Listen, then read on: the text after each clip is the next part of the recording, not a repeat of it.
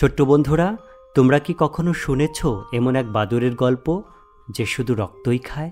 হ্যাঁ, আজকে গল্পে আছে এক রক্তচোষা বাদুড়ের কাহিনী, যে রাতে মন্দিরে ঘুরে বেড়ায় আর মানুষকে শিকার করে। শুনলে গা কাটা দেবে। তাহলে চলো শুনে নেই রাতের বাদুড়ের রক্তচোষা কাহিনী। সে অনেককাল আগের কথা।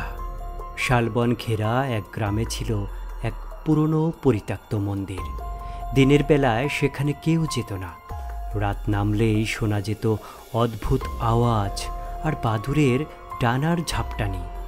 গ্রামের মানুষ বলতো ওই মন্দিরে এক রক্তচোষা বাদুড় থাকে, কিন্তু কিশোর রাহুল এসব কথায় বিশ্বাস করত না। বন্ধুরা বারবার সাবধান করেছিল, তবুও এক পূর্ণিমার রাতে কৌতূহলবশত সে মন্দিরে চলে যায়। মন্দিরের ভেতর অন্ধকার আর বাদুড়ের কিচিরমিচিরে ভয়াবহ পরিবেশ। হঠাৎ সে দেখতে পেল একটি বিশাল কালো বাদুড় মন্দিরের মূর্তির উপর ঝুলছে।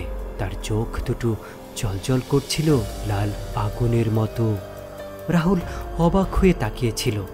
হঠাৎ বাদুড়টির ডানা মেলে তার দিকে ছুটে আসে। রাহুল দৌড়ে পালানোর চেষ্টা করে। বাদুড়টি তার হাতে কামড় বসায়। তীব্র যন্ত্রণায় সে চিৎকার করে অজ্ঞান হয়ে যায়। সকালে গ্রামের লোকজন রাহুলকে মন্দিরের সামনে অজ্ঞান অবস্থায় পায়। জ্ঞান ফেরার পর দেখা যায় তার শরীর দিন দিন দুর্বল হয়ে যাচ্ছে। গ্রামের বৃদ্ধ তান্ত্রিক বলল, এটি রক্তচোষা বাদুড়ের কামড়।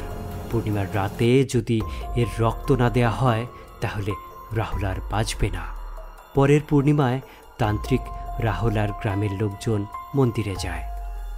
মন্ত্রপাঠ আর আগুনের ধোঁয়ায় বাদুড়টি ছটফট করতে করতে জ্বলতে জ্বলতে ছাই হয়ে যায়।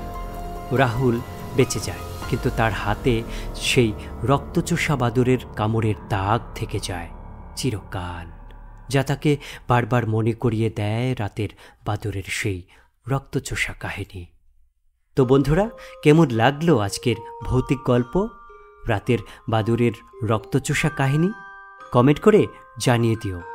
আর এমন ভৌতিক গল্প, রোমাঞ্চকর আর রূপকথার গল্প পেতে চাইলে এখনই চ্যানেলটি সাবস্ক্রাইব করো। সাথে থাকা বেল আইকনটি বাজিয়ে রাখো, যাতে পরের গল্পর নোটিফিকেশন মিস না হয়। আবার দেখা হবে নতুন কোনো গল্প নিয়ে। ততক্ষণ পর্যন্ত ভালো থেকো, সুস্থ থেকো। আল্লাহ হাফেজ।